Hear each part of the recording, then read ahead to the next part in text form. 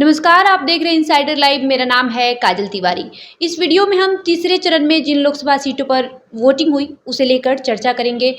तीसरे चरण में बिहार के 5 लोकसभा सीटों पर वोटिंग हुई, जिसमें झंझारपुर, सुपौल, अररिया, खगड़िया और मधेपुरा सीट शामिल है।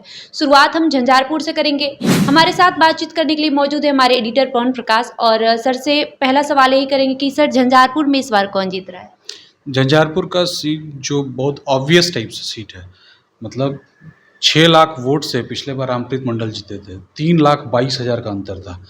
जो पिछले बार कैंडिडेट गुलाब यादव आरजेडी ने जिन्हें उतारा था, इस बार आरजेडी ने उन्हें टिकट नहीं दिया। वो सीट तेजस्वी यादव ने मुकेश सहनी के साथ जो डीलिंग हुई थी उसके तहत वीआईपी को दी थी। सुमन कुमार महासेठ उतरे हैं, जिन पर आरोप लगे कि वो पहले संघ से जुड़े हुए थे। उनकी संघ की पोशाक में उनकी फोटोज़ वगैरह भी वायरल हुई, तो संघ का आदमी माना गया। लेकिन फिर भी सुमन महासेठ का टिकट कटा नहीं और सुमन महासेठ लड़ रहे हैं, तो उनके लिए लड़ाई बहुत मुश्किल है। उसके 2 रीजंस हैं। एक तो सुमन महासेठ का अनुभव नहीं है, दूसरा कि वीआईपी को भी अनुभव नहीं है। खगड़िया में वो कैसे, झंझारपुर में वो कैसे क्या करेंगे। तो राजद के संगठन के भरोसे वो चल रहे हैं, और जो राजद के कैंडिडेट वहाँ से रहे हैं गुलाब यादव, वो बागी हो चुके हैं। बागी सिर्फ पार्टी से नहीं हुए, वो चुनाव लड़ रहे हैं। वो बसपा से वो बाकायदा मैदान में है और वो थर्ड एंगल पे जा रहे हैं। गुलाब यादव जीते ना जीते हैं, वो सुमन महासेठ की हार का कारण जरूर बन सकते हैं। तो उम्मीद ये है कि यहाँ पे जेडीयू को एज रहेगा, क्योंकि पिछले बार का मार्जिन 3,02,000 वोटों का जो मार्जिन है वो बहुत बड़ा मार्जिन है। उसे कवर कर पाना बिना किसी इशू के, लोकल कोई इशू नहीं है, नेशनल चीज़ें हैं। या तो नरेंद्र मोदी को पीएम बनाने के लिए लोग वोट करेंगे, या फिर उन्हें बनने से रोकने के लिए। तो लोकल इशू नहीं है, तो फिर ऐसा कुछ नहीं हुआ है पिछले 5 सालों में जो चीज़ें इतनी बदतर हो जाएं और सीटें वहाँ से, मतलब सीट वहाँ से बिल्कुल ड्रास्टिक चेंज हो जाए। हालांकि चुनाव है, कुछ भी हो सकता है, लेकिन उम्मीद यही है कि वहाँ से जदयू को एज मिल सकता है। गुलाब यादव कितना प्रभाव डाल पाए हैं झंझारपुर में? गुलाब यादव बहुत प्रभाव डाल पाएंगे। चुनाव लड़ चुके हैं, ठीक ठाक से लड़े हैं। 3 लाख से ज़्यादा उनको वोट मिला था, और वो मतलब डेंट लगाने में कामयाब रहेंगे। ये नहीं है कि वो पिछला प्रदर्शन दोहरा देंगे, लेकिन क्योंकि पिछले बार जो उनको वोट्स मिले थे उसमें सिर्फ उनके वोट्स नहीं, उसमें आरजेडी का कैडर वोट है, आरजेडी का जो कास्ट सम इक्वेशन रहता है उसके हिसाब से भी जो वोट्स हैं वो भी उनको मिले थे। लेकिन इस बार वो चीज़ नहीं रहेगा। लेकिन क्या है कि गुलाब यादव जब एक बार सांसद रह चुके हैं तो उनकी कुछ तो पकड़ होगी। तो जितनी भी पकड़ होगी वो नुकसान वीआईपी के सुमन महासेठ को होगा। सुपौल सीट की बात करेंगे। सुपौल में जदयू ने एक बार फिर से दिलेश्वर कामत को ही अपना उम्मीदवार बनाया है। वहीं राजद की तरफ से इस बार प्रत्याशी को बदल दिया गया है। राजद ने चंद्रहास चौपाल को अपना उम्मीदवार बनाया है। सर, क्या लगता है कि चंद्रहास चौपाल इस बार सुपौल में लालटेन जला पाएंगे? बस वही स्थिति है, जो झंझारपुर की स्थिति है वही सुपौल में भी है। सुपौल में पिछले बार चुनाव लड़ी थी रंजीत रंजन, तो हार गई थी और आसानी से वो जीत गए थे दिलेश्वर कामत। तो 5,97,000 के आसपास उनको वोट्स मिले थे। 2,66,000 से उनकी जीत हुई थी। तो रंजीत रंजन जैसी लीडर को हरा देना, ये कह सकते हैं कि वो 2019 की बात थी, मोदी लहर थी और भी सारी चीज़ें थी। तो इस बार भी बहुत कुछ नहीं बदला है। मोदी लहर हो सकता है कि 10 साल में कमज़ोर पड़ गई हो, बहुत कमज़ोर पड़ गई हो, ये भी मान लिया जाए। लेकिन लोग इतनी जल्दी नहीं बदलते हैं। जो आपके साथ जुड़ा है, कुछ लोग टूटेंगे, सब टूट जाए ये मुश्किल है। तो यहाँ भी जदयू के लिए एज है। आप वहाँ विधानसभा में सीटें देखिए, 6 सीटें हैं। मतलब उस लोकसभा के अंदर में जो टोटल 6 सीटें हैं उसमें 5 सीटें एनडीए के पास है। तो वैसी स्थिति 2020 के चुनाव में वो ठीक ठाक करके आए हैं, तो 2024 में बहुत मुश्किल नहीं है उनके लिए। तो इस बार भी अगर मार्जिन कम ज़्यादा हो सकता है, लेकिन जीत जाए तो कोई बहुत बड़ी बात नहीं है दिलेश्वर कामत के लिए। अररिया सीट की बात करेंगे। अररिया मुस्लिम बाहुल्य क्षेत्र है। अररिया से पिछले बार बीजेपी से प्रदीप कुमार सिंह ने फतह की थी। प्रदीप कुमार सिंह वहां से सिटिंग सांसद है। बीजेपी ने इस बार भी प्रदीप कुमार सिंह पर ही भरोसा जताया है। वहीं अररिया में राजद ने इस बार अपने प्रत्याशी को बदल दिया है और सरफराज आलम का टिकट काट करके शहनवाज आलम को इस बार प्रत्याशी बनाया गया है। भाई भाई के बीच ही वहाँ लड़ाई की स्थिति देखी गई। हालांकि ऐसा लग रहा था कि सरफराज आलम चुनाव लड़ सकते हैं बागी होकर, लेकिन उन्होंने चुनाव नहीं लड़ा। सर, क्या लगता है कि शहनवाज आलम राजद को, मतलब शहनवाज आलम को उतार कर राजद इस बार अररिया में कितना कामयाब हो पाई है? देखिए, राजद का ये स्ट्रोक बहुत तगड़ा है। वो वहाँ पर प्रत्याशी उन्होंने बदल भी दिया और विरोध भी नहीं हुआ। सरफराज की जो इमेज है और शाहनवाज आलम की जो इमेज है, दोनों में बहुत अंतर है। शाहनवाज की इमेज सरफराज से ज़्यादा क्लीन मानी जाती है। दोनों भाई हैं, और भाई भाई के बीच में जब टिकट की बदली हुई तो सरफराज चाह कर भी कुछ नहीं बोल पाए, रोते हुए उनके वीडियोज़ हम लोगों ने देखे, लगा कि वो बहुत टूटे हुए हैं, कुछ इमोशनल डिसीजन ले सकते हैं, लेकिन कुछ नहीं हुआ। यहीं पर मुश्किल हो गई है भाजपा के लिए। अररिया सीट वैसे भी ये मतलब मुसलमान वोटर्स के एकजुट होने के कारण भाजपा के लिए थोड़ा मुश्किल रहा है, लेकिन बहुत मुश्किल नहीं था। इस बार जो स्थिति वो है, वो वहाँ के 6 जो सीटें हैं विधानसभा की, उसमें से 4 एनडीए के पास हैं, लेकिन 2 सीट उधर भी है।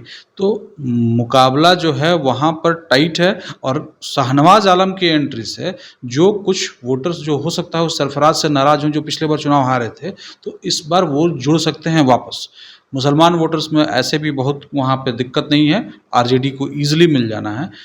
भाजपा चाह कर भी नहीं ले पाएगी, प्रयास बहुत करेगी, लेकिन किया है उसने, लेकिन मिल नहीं पाएगा। तो जो चीज़ है बहुत बदलने की स्थिति में नहीं है, लेकिन आरजेडी वहाँ पे एज ले सकती है। मतलब ऐसा लग रहा है कि इस बार अररिया में राजद के प्रत्याशी जीत सकते हैं चुनाव। जीत सकते हैं, हार जीत कैसे कैसे अभी कैसे कह सकते हैं हम लोग। 1 तारीख को बात कर रहे हैं, 4 तारीख को जो डिसीजन आएगा तभी, लेकिन एज उन्हीं को है, माहौल उन्हीं के लिए है। और जो एनडीए की टफ सीट्स बिहार में मानी जा रही हैं, 40 टोटल सीट्स में से जो टफ सीट्स मानी जा रही हैं, उसमें एक अररिया भी है। खगड़िया सीट की बात करेंगे। खगड़िया सीट भी बहुत चर्चा में रही। चर्चा की वजह थी चिराग पासवान। दरअसल ये सीट इस बार चिराग पासवान के हिस्से में आई है और ऐसा अनुमान लगाया जा रहा था कि चिराग वहां से महबूब अली कैसर को उतार सकते हैं, लेकिन चिराग ने जैसे ही प्रत्याशियों के नाम का ऐलान किया, सभी लोग चौंक गए, क्योंकि चिराग ने वहां से जिस प्रत्याशी को उतारा है वो बिल्कुल नए हैं, युवा है, राजेश वर्मा उनका नाम है। वहीं इनके सामने राजद की तरफ से, कम्युनिस्ट पार्टी की तरफ से संजय कुमार को उतारा गया। सर, क्या लग रहा है, दोनों ही उम्मीदवार वहां पर नए हैं, दोनों ही चेहरा नया है, क्या लगता है कि चिराग पासवान युवा चेहरा को उतारकर खगड़िया से बाजी मार लेंगे इस बार वहां से? इस बार सबसे बड़ा गेम चिराग की पार्टी में उस सीट पर हुआ है।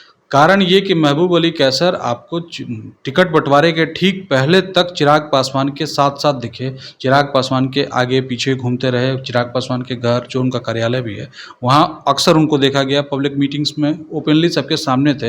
होली की पार्टी में महबूब अली कैसर भी घूमे, लेकिन चिराग पासवान ने उन्हें टिकट नहीं दिया। चिराग पासवान ने उन्हें टिकट इसलिए नहीं दिया क्योंकि वो पशुपति पारस के साथ गए थे, और उसमें से चिराग ने वीना सिंह के अलावा किसी को रिपीट नहीं किया जो वैशाली से वो चुनाव लड़ रही हैं।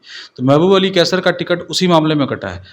महबूब अली कैसर का परफॉर्मेंस खराब नहीं था। पहला चुनाव 2014 में वो जब लोजपा से लड़े थे तो 76,000 वोट से जीते थे, लेकिन दूसरा चुनाव उन्होंने 2.5 लाख के आसपास उनके वोट से जीता था, 2,48,000 से। इस बार भी स्थिति जो है उनकी ठीक ठाक हो सकती थी, लेकिन चिराग पासवान ने वो लिया नहीं। राजेश वर्मा नए नहीं हैं। राजेश वर्मा डिप्टी मेयर रह चुके हैं भागलपुर के, विधानसभा चुनाव भी लड़ चुके हैं। तो क्या है कि खगड़िया से उनका जो सिलेक्शन है चिराग पासवान ने एक अपनी अलग रणनीति के तहत किया है। हो सकता है कि उसमें सफल भी हो जाए, हो सकता हो ना भी हो, लेकिन राजेश वर्मा के तौर पर उनको एक लॉयल नेता मिल चुका है, जो उनके परिवारवाद के आरोप को भी हटाता है। खगड़िया, आप ध्यान दीजिए कि खगड़िया जो सीट है वो रामविलास पासवान की सीट है। सीट इन द सेंस कि वहाँ रामविलास पासवान का घर है, चिराग पासवान वहीं के वोटर हैं। इस बार भी उन्होंने चुनाव में वहीं वोट डाला है। तो एक खगड़िया से चिराग पासवान का जुड़ाव एक अलग तरीके का है। तो वो निश्चित तौर पर वैसे कैंडिडेट को चाहेंगे जो आगे उनके लिए काम करे। हो सकता हो कि ये चुनाव जीत भी जाए, हो सकता हो हार भी जाए, लेकिन हारें तो भी उसे छोड़े नहीं। ऐसा लॉयल उनको कैंडिडेट चाहिए था जो राजेश वर्मा के रूप में उनको मिला है। लेकिन उनकी जीत थोड़ी मुश्किल में दिख रही है। मुश्किल इसलिए दिख रही है कि जो कैंडिडेट लेफ्ट की तरफ से आया है, कुशवाहा जाति का है, जो कास्ट कॉम्बिनेशंस हैं, और महबूब अली कैसर अब आरजेडी में शामिल हो चुके हैं। तो मुसलमान पहले ही इनको वोट नहीं देते एनडीए को, इस बार और नहीं देंगे, क्योंकि महबूब अली कैसर लड़ते तो हो सकता है कि मुसलमानों का वोट वो ले लेते, लेकिन ले नहीं पाएंगे। तो इस बार राजेश वर्मा के लिए मुश्किल है, लेकिन आसान संजय कुशवाहा के लिए। सॉरी सर, रिपोर्ट्स भी जो आ रहे हैं उसमें यही कहा गया कि चिराग के 5 सीट पर वैशाली और खगड़िया सीट थोड़ा टफ हो सकता है उनके लिए, और वहाँ पे मुकाबला मतलब टफ है, क्योंकि संजय जो है, संजय कुमार, वो काफ़ी तजुर्बेदार है राजनीति के मामले में राजेश वर्मा के सामने। चिराग पासवान के लिए ये जो 5 सीट का सिलेक्शन इस बार उन्होंने एनडीए की तरफ से जो मिला, उसमें सबसे टफ खगड़िया ही रहा। वहाँ उनके पास लोकल कैंडिडेट नहीं है, और भी सारी चीज़ें वहाँ पर क्राइसिस में हैं, और किसी भी तरह लोग चाहते हैं कि मतलब विपक्ष चाहता है कि चिराग पासवान को डंट लगाएं, क्योंकि चिराग पासवान की पार्टी का जो रिकॉर्ड है वो अलग टाइप का है। 2014 में जब वो चुनाव लड़ते हैं, लोजपा जब ज्वाइंट लोजपा थी, रामविलास पासवान उसके राष्ट्रीय अध्यक्ष थे, तो 7 सीटों पर चुनाव वो पार्टी लड़ती है और 7 में से 6 जीत जाती है। जब दूसरी बार चुनाव 2019 में ये लड़ते हैं साथ में, तब भी रामविलास पासवान थे और 6 की 6 सीट जीत जाती है ये पार्टी। तो ये लगभग 100% का जो रिकॉर्ड है, इस बार वो डंट लगाने की कोशिश है और राजेश वर्मा अगर हारेंगे तो इसी कोशिश का परिणाम है। आखिर में बात करेंगे मधेपुरा लोकसभा सीट की। मधेपुरा लोकसभा सीट जदयू की सीट है, वहाँ से जदयू के सांसद हैं दिनेश चंद्र यादव। जदयू ने इस बार भी उन्हें ही रिपीट किया है। वहीं राजद की तरफ से वहाँ से कुमार चंद्रदीप उतारे गए हैं। क्या लगता है कि इस बार मधेपुरा में राजद कितना कमाल कर पाएगी? मधेपुरा सीट जो है ना, मतलब अपने आप में एक अलग ही टाइप की सीट है। मतलब जो मतलब बिहार की पॉलिटिक्स में एक कहावत है कि रोम पोप का और मधेपुरा गोप का, तो यादवों का वो अब वहाँ वर्चस्व है, पहले भी था आज भी है। लेकिन वही मधेपुरा बिहार के सभी बड़े यादव नेताओं को हराने वाला रहा है।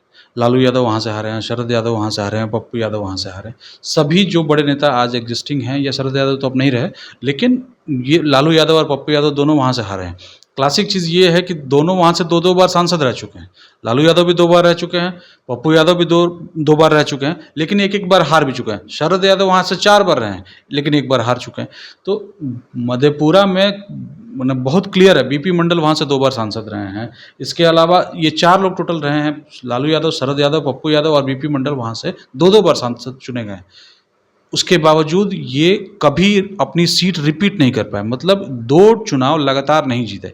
इस इक्वेशन, इस भ्रांति या जो कहें इस मतलब टोटके को जदयू ने ध्यान नहीं दिया है इस पर, और दिनेश चंद्र यादव को दोबारा मैदान में उतारा।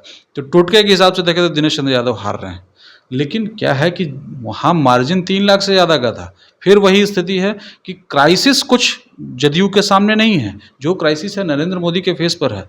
वहाँ काफ़ी अच्छा काम नीतीश कुमार, मतलब उनकी छवि की मतलब ठीक-ठाक इमेजिंग वहाँ पे हो चुकी है। तो वहाँ से हारना इनके लिए थोड़ा मुश्किल है। आरजेडी को और ज़ोर लगाना पड़ेगा। कुमार चंद्रदीप जो हैं, वो कितना कमाल कर पाएँगे, अभी ये बहुत मुश्किल है। उनके सामने टिक पाना ये थोड़ा-सा मुश्किल अभी भी लग रहा है और मधेपुरा सीट फिर इस बार जदयू के खाते में ही जा सकती है। जैसा कि आपने सुना कि एनडीए गठबंधन के लिए तीसरे चरण में जिन 5 लोकसभा सीटों पर वोटिंग हुई, उसमें 2 सीट ऐसी है जहां पर थोड़ा सा मुकाबला टफ हो सकता है, लेकिन 3 सीटें बिल्कुल सेफ है और 3 सीटों पर इस बार भी एनडीए के प्रत्याशी जीत रहे हैं। हालांकि चुनाव परिणाम 4 तारीख को आएगा और उसके बाद ही ये साफ हो पाएगा कि जनता ने किस पर ज़्यादा भरोसा किया है, किसे इस बार अपना सांसद के रूप में देखना चाहती है। बहरहाल आपका इस वीडियो पर क्या राय है, हमें कमेंट करके ज़रूर बताएं। धन्यवाद।